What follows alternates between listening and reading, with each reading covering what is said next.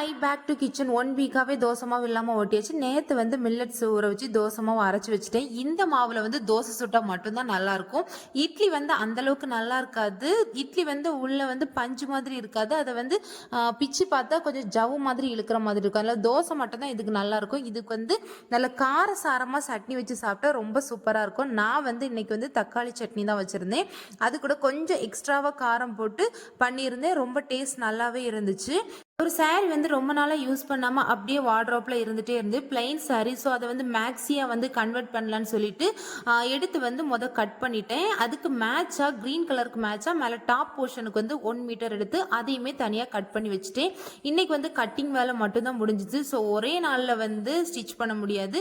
So இன்றைக்கி வந்து ஃபுல்லாகவுமே cut பண்ணி வச்சுட்டேன். 2 பாத்திரத்தில் பால் வச்சுருக்கேன்னா ஒரு நாள் முந்தின நாள் உள்ள பால் எடுக்கிறதுக்காக வேண்டி முந்தின நாள் பாலையுமே காய்ச்சி ஃப்ரிட்ஜில் வச்சுருவேன். அவ்வளோதான்.